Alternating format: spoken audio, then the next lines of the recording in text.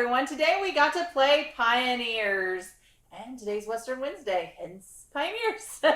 But before we get into it, don't forget to hit the subscribe button and the notification bell because you like board games. So let's dig into this. Tell us more about this game. Pioneers was a 2017 release from Queen Games. Has a rating of 7.0. Rank right now is 2249. 2 to 4 players. It says it lasts 60 minutes, but I think that must include setup because the gameplay I don't think was near 60 minutes once we knew what we were doing. Age 8 and up. Designer was Emmanuel Ornella. Artist was Marcus Ert. It looks like it retailed probably for an MSRP of $49.99. I don't see it in print, but Amazon still got it for $30.22, and there's a Geek Market sale selling it for $15 on there. So okay, it's cool. Not used, but yeah. All right, so let's talk about component pieces. There's cardboard wagons. There's cardboard money. I don't think we use those. No, we didn't. Lots of cardboard chits. As far as the wooden pieces, you have wooden cowboy meeples specifically, and then you just literally have Catan roads for the roads that you're going to build. If this isn't greater than Catan. Well, it has a board, which is better than Catan. Well, but Catan has the tiles. Well, yeah, but I mean, I'm giving it a 5. It's essentially... I'm Literally, going to give it a 5.5 for the board. Okay. Yeah, but apart from that, it's all meh. All right. So moving on to actual theme, you got a little stagecoach that you're growing across. You go everywhere, right? We ended up far over here, then we ended up over here, then we ended up in the north. So the cage, pretty much going everywhere. Yeah, it gets around. Yeah, but you are exploring and you're developing little places and. Little townships, I guess, and triggering stuff. So overall, it's a little cute little theme. Is it, I feel, exceptionally Western? Yeah, it doesn't. It doesn't. I mean, the stagecoach is kind of cool. But beyond that, I don't really feel... It's actually got the entire map of the United States, so it's not just the West you're settling. You're settling the entire United States. That's true. Around. There's a little crocodile. It's super cute. That would be an alligator. Crocodiles aren't native to North America. Unless it got loose from a zoo, possibly. Okay. It's an alligator. Mm-hmm. Okay. So overall, though, the theme is super cute. It's a Western game. I'm probably going to give this a 6 on theme. What do you think? Yeah, I mean, it's got pictures of Western stuff on it, but I just really like the stagecoach and the fact that the stagecoach goes all across the United States. Yeah, it's super fast though. I mean, it's like the stagecoach. Hey, once they built the roads, man. Yeah, it's what was it? It's like bullet stagecoach. It's still fun. So yeah, I mean, I'll probably go and give it a 6. It's very light. I mean, it feels like Ticket to Ride as far as the gameplay of it. But I don't know. I sat there and had to think about it, how to get these roads to touch. Let me tell you something. And you, Mr. Block person, not my friend. Hey, you still won. Barely, guys, by a point. We should point out when we're going through the gameplay, when we get to that we did play with the Queenie 1 and Queenie 2 expansions for this. So the base has some slight variance as far as the different actions you take. Well, I mean, we played both. So. Well, yeah, we played the first way slightly incorrect, which gave me a huge advantage. Yeah, because he was using it wrong and everyone else was following the rules. I actually like the other style better, but whatever. We play by the rules, fine. We were already playing with the rules. You weren't. No, that's not true. I did not do that. Just because you were building your own empire of carriages off the board. All right, but let's see. So rules, though. The rules, I don't really recall you reading them. No, because I just summarized them for you guys. The rules are pretty simple. They're 8 pages long total. It's a typical Queenie Games rule book. They all look pretty much the same. They got nice pictures. They don't have a cover. It just goes straight into the material. You've got a good picture of how to set it up. It takes a full page, 2 pages actually, Mm-hmm. to do the setup. And then, it's basically, it's a very simple 3 actions, got color coding for each action, which is nice. They go through in detail what each of the tokens do as far as the actions from them. And then scoring at the end, again, color coded. I'll go ahead and give this a 9. I mean, it covers everything as far as how to play very well. If I hadn't just skipped that one little thing, one little detail. Okay, so let's talk about gameplay. So gameplay is pretty straightforward. I think that the player board is actually quite wonderful in the fact that it walks you through those steps. There is some iconography, but I think the iconography is pretty straightforward, so we'll go through that. So basically, you get your you set up. You have your carriage, and you fill it up with guys. So you get one for free the first time around. It's a 12-pointer because it has one of everything, right? No, there's one color left off of each one. Okay, yeah. So most of them. All right, so you have that, and then so your first turn you get your income, which is 3 money. Starting out with, there is additional you get tokens. 2 money to start with, so you'll end up with 5 money the first turn. But every other round you'll get 3 income. But also notice that there's these tiles placed here on your board. So if you pick up the gold tiles throughout the game as you lay workers down, that you get to place these and you get additional income. This is the only other form of income that you can possibly get. There are ways to earn other money though, but not regularly like that. Then the next one is your buying action. So you start off with 1 buying token. However, again, there's more tokens that you can purchase or land on and gain that are purple, and you can put those so you can buy additional things there. Honestly, I didn't find having more than 1 useful. I did. There was several times where I needed a carriage, but I also wanted to build roads, so I was able to do both. I only paid for 1 carriage the whole game because that's what. Well, yes, because you kept taking all the green tokens. I didn't take the green tokens. Because that's smart. Because I don't want to pay for nothing. I piggybacked off your green tokens, so I took advantage of them to get rid of my greens. Yeah. So, but anyway, so that gives you that ability. Then you can spend 2 for 2 money for 1 road, 5 money for 5 for 2, and then you get a carriage of your choice 1 through 4 based on what's up here. You pay that cost. Now, I do want to say something about the roads though. So you go to build your roads, and if you have a road and you're taking the stagecoach across the road that you built, you don't have to pay anything. If you go through someone else's road, you have to pay them $1. But if it's terrain that has not been, you pay $1 to the actual bank. So I thought that was kind of interesting and kind of cool, the fact that you can use other roads. However, I will say with the expansion, they changed the blue tile. So in the original expansion, the blue tile is you get to lay a free road or one adjacent to an already established road of not your color, which was very helpful. But you couldn't have 3 roads in the same way. I did not like that being eliminated this game. So, well, they replaced it with something equally nice, which was well, not having to pay to move once. Yes. I like the other power better. But again, I mean, but that's flavor, right? Yeah, it makes the game slightly different. That's what an expansion is supposed to do. Which in that it did. And so that in that case, that was kind of nice. I wasn't a huge fan of it. All right, so, well, I mean, it was fine. I just like the other one better. Because you kept cutting off my roads. That's what it comes down to. Right there. Well, that's just it. See, Randy is you meet him in person. You don't want to meet me in person. No, if you do, he's a softie, and I absolutely love him. That's why I married him. But in a game, he is ruthless, and he's not nice. So, he may be nice in person, but do not trust him, okay, when it comes to games. All right, so then the third part of your turn is you get to move your carriage. So like I said, we went over the cover and the cost for that. When you landed at a location with the tile, you place the appropriate carriage person. So for example, if I land on a green tile, I can take the green worker that is next to it and then put him down. However, if I land on a green tile and I don't have a green guy to put down, I don't get the tile. I don't get to place down.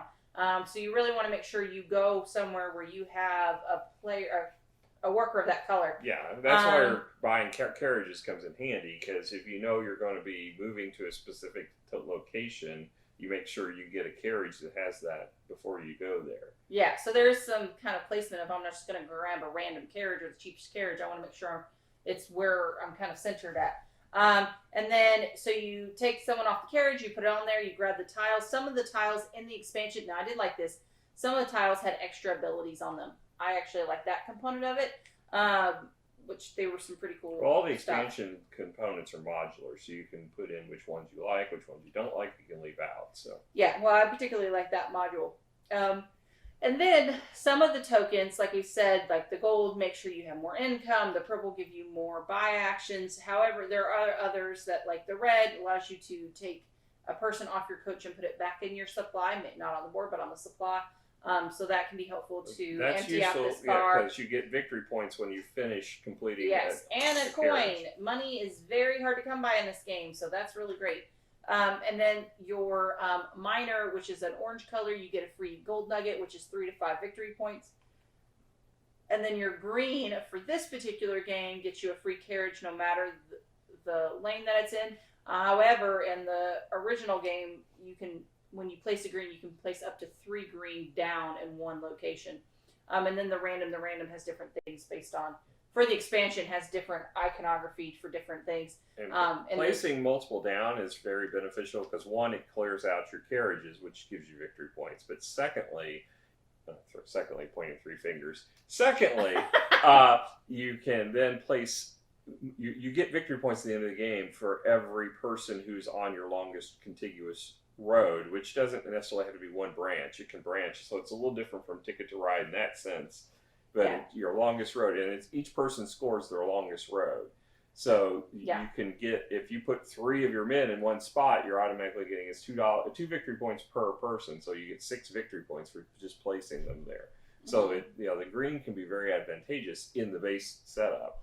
When you play with the expansion, it gets rid of that, so it took away some of the scoring potential too. But it gives you a free carriage, which was helpful because that means you don't have to do an action. Like I said, the second game, I only bought a carriage once because I just kept getting free ones, which was very beneficial to me.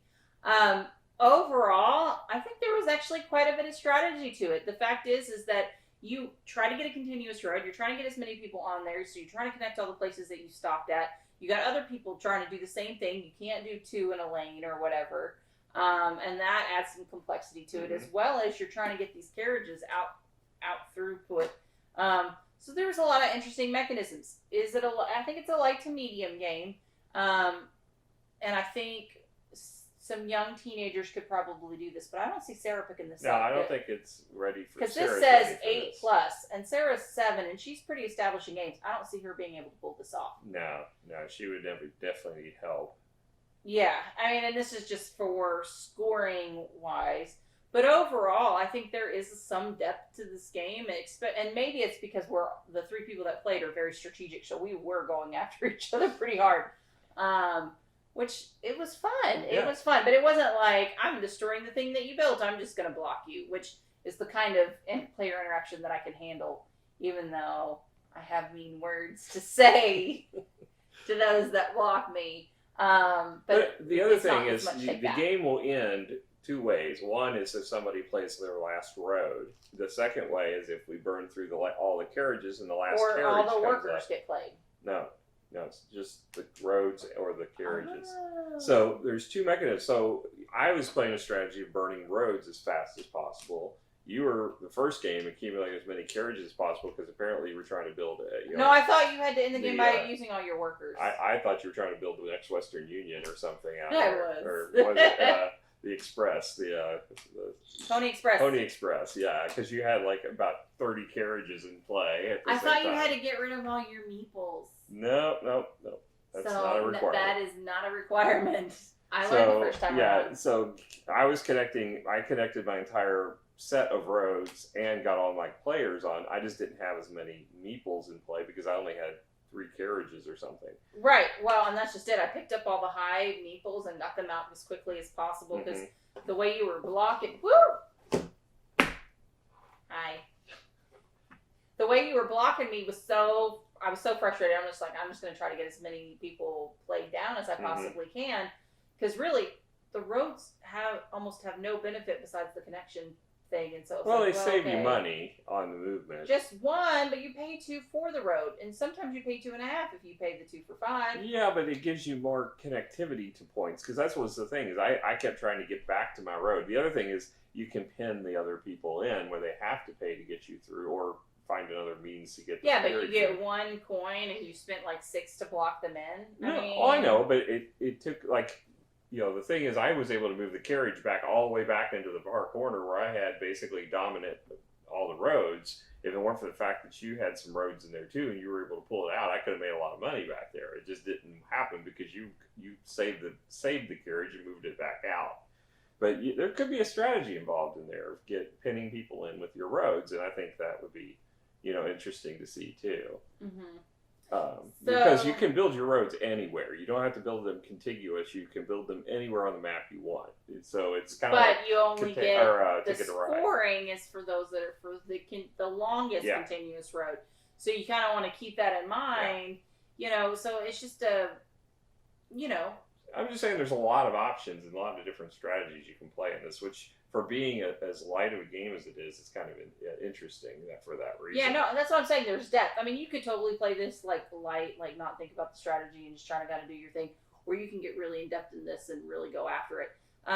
So I like that piece of it. Let's give it a score though. What are you thinking?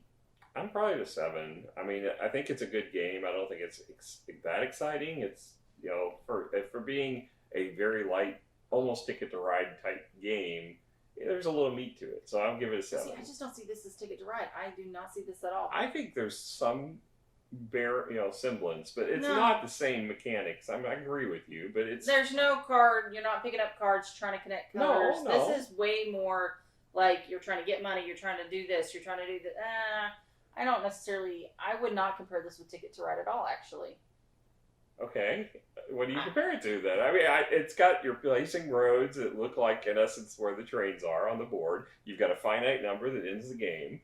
It's the same kind of that from that standpoint. It's yeah, but the actual mechanisms are very, very. I said the mechanisms are not the same. I'm just trying to come something give people an idea that they're more likely to play Ticket to Ride. I think there's some resemblance to it. It's not at all as far as when you get into the mechanics and the meat of it. And certainly the tokens that you get from a spot, because you don't get anything when you place into a city in Ticket to Ride. Here you get some bonus for placing there.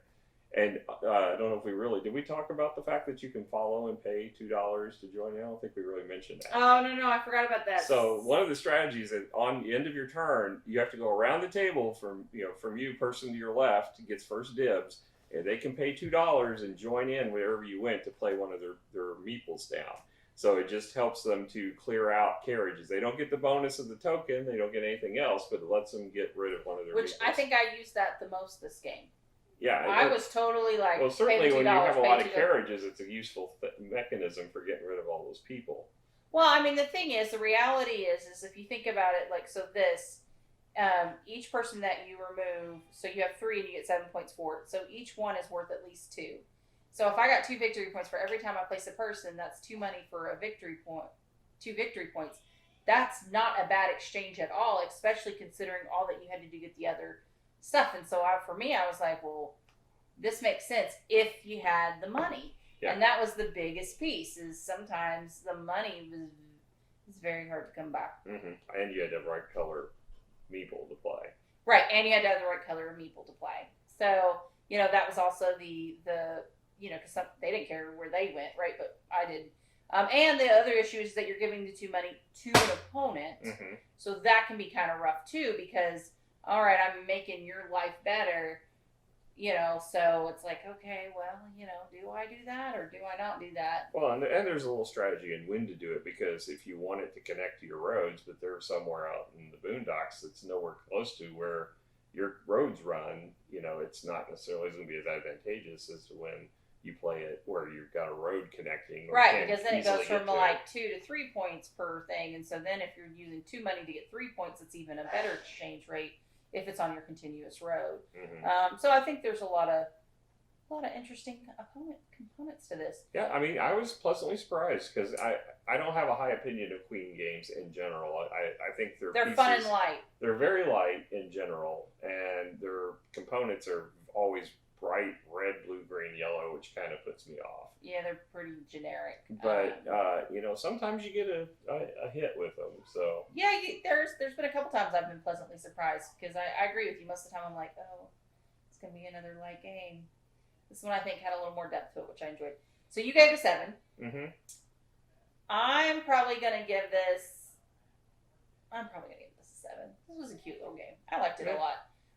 All right, guys. Well, thank you so much for joining us on Western Wednesday, and we hope to see you guys again. Bye. Bye.